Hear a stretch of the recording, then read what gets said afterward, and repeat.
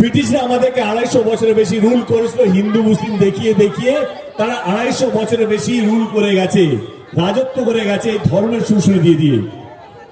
আজকে এই ধর্মের সুসুরি পৃথিবী জুড়ে দেখতে পাচ্ছেন। ইরান, ইসরায়েল, আমেরিকার ওয়ার দেখতে পাচ্ছেন। আমেরিকার মতন এত পাওয়ারফুল দেশ সে ইরানে হামলা করছে, কারণ তাদের মনে হচ্ছে তারা সুরক্ষিত নয়। ইসরায়েলের মতন দেশ, তাদের প্রধানমন্ত্রী ইরানের উপরে হামলা করছে কারণ তাদের মনে হচ্ছে জিউসরা সুরক্ষিত নয়।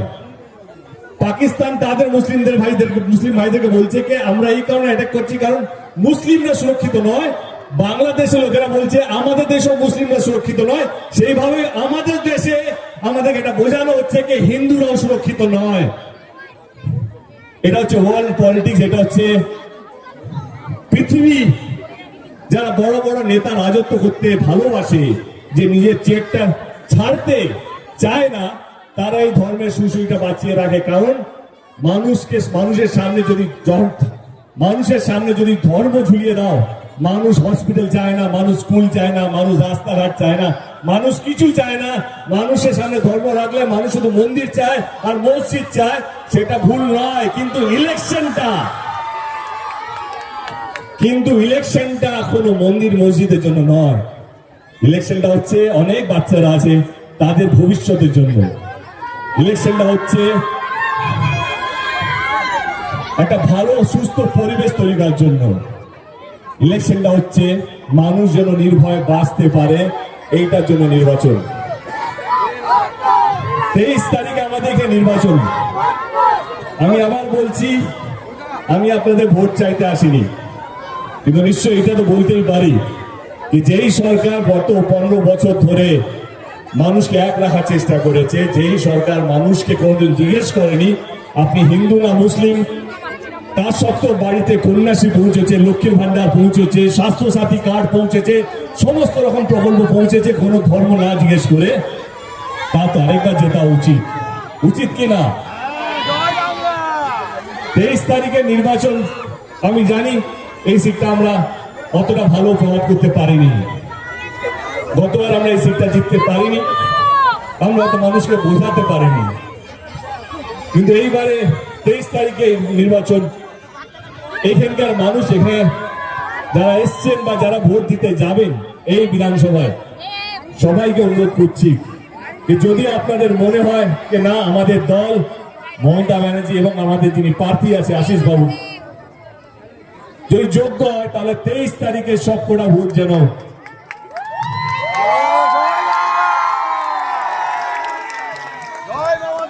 আজকের দিনে কাউকে রাজনীতি বোঝাতে হয় না। আমার মনে হয় আপনারা সবই বোঝেন। ইনফ্যাক্ট বাঙালিকে রাজনীতি বোঝানোর ক্ষমতা আমার মনে হয় না ভারতবর্ষে কারোর আছে। জানি আপনাদের মাথায় চিন্তা বা আমাদের কর্মীদের মাথায় চিন্তা হচ্ছে হয়তো 90 লাখ ভোটার কমে গেছে। তো আমি গ্রামে গ্রামে ডিস্ট্রিক্ট গত 15-20 দিন ধরে ঘুরছি। আমি আমার কর্মীদেরকে বলে যাচ্ছি এখানে, পরে আপনারা মিলিয়ে নেবেন, যে 2021-এ যা ফল করেছিল তৃণমূল কংগ্রেস, তার থেকে মিনিমাম 5টা অন্তত বেশি সিট এইবারে জিতে আসবে, এটা নিয়ে কোনো সন্দেহ নেই। 90 লাখ ভোটার চলে গেছে, এখন এটা কান্নাকাটি করে লাভ নেই। আমরা কি করতে পারবো, কিভাবে মানুষের বিশ্বাস জিততে পারবো, কিভাবে মানুষকে বোঝাতে পারবো, এটাই আমাদের হাতে আছে এবং আমরা জিতবো এবারে। আবার 2021-এর থেকে এবারে বেশি সিটে জিতবো, এটা নিয়ে কোনো দ্বিধাবোধ নেই। বোঝাই যায় না এই নির্বাচনটা কিসের হচ্ছে। এই নির্বাচনটা কি জেতার পর কে কতগুলো মন্দির করবে, না জেতার পর কে কতগুলো মসজিদ করবে?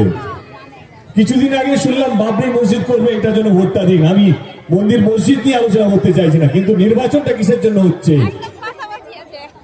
এই নির্বাচনটা হচ্ছে কে কতগুলো স্কুল করবে, কে কতগুলো হসপিটাল করবে, কে রাস্তা করবে, কে মানুষকে ভালো রাখবে, কে মানুষকে বাঁচিয়ে রাখবে। এই নির্বাচনটা হচ্ছে সেই নির্বাচন। এই নির্বাচনটা কোনো মন্দির বা মসজিদের জন্য হচ্ছে না, এই নির্বাচনটা হচ্ছে আপনাদেরকে কে ভালো রাখবে। এই নির্বাচনটা জয় শ্রীরাম বা জয় বাংলার হচ্ছে না, এই নির্বাচনটা হচ্ছে বাংলার প্রত্যেকটা মানুষকে ভালো রাখা নির্বাচন। তো আপনাদেরকে ভাবতে হবে 23 তারিখে কে কাকে এগিয়ে রাখবেন, ধর্ম না যে কাজটা ইম্পর্টেন্ট সেইটা। মমতা ব্যানার্জি সরকার কোনদিনও ধর্ম জিজ্ঞেস করে কাজ করে না, কারণ আমাদের কাজটাই হচ্ছে ধর্ম, মানুষকে বাঁচিয়ে রাখাটাই হচ্ছে ধর্ম, মানুষকে এক রাখাটাই হচ্ছে আমাদের ধর্ম। কিন্তু সামনে মন্দির আছে, কিন্তু এটা শুধু বাংলার সমস্যা নয়, এটা কিন্তু ভারতবর্ষের শুধু সমস্যা নয়, ধর্মটা পৃথিবী জুড়ে সমস্যাটা। বড় বড় নেতারা এইভাবে ভাগ করে রাখে। ইংলিশ বাজারের মানুষকে অসংখ্য ধন্যবাদ। আপনারা অনেকক্ষণ ধরে আপনারা ওয়েট করছেন আমার সাথে দেখা করার জন্য বা আমার কথা শোনার জন্য। একটাই অনুরোধ রইল কে এইবারে 2026-এ যেন এইবারে আমাদের যিনি প্রার্থী আছে তিনি যেন আশীর্বাদ পেয়ে এখান থেকে জিততে পারেন, এটাই আপনাদের কাছে অনুরোধ। থ্যাংক ইউ সো মাচ, ভালো থাকবেন, আবার কোনো না কোনো ভাবে দেখা হয়ে যাবে। থ্যাংক ইউ সো মাচ, ভালো থাকবেন, থ্যাংক ইউ।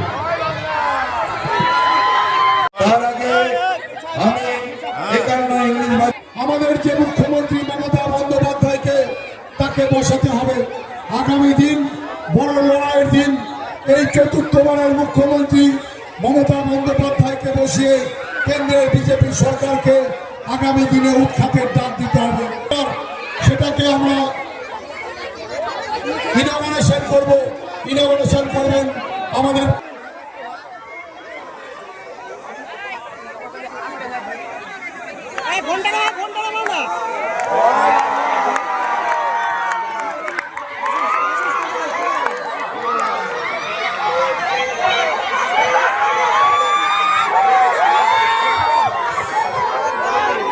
আমাদের সমস্ত পৌরসভার পৌর প্রধান সহ আমাদের প্রধান জানাই আজকের সভার সভাপতি সহ সবাই মিলে এবার ঘোষককে আমি মাইক তুলে দিচ্ছি।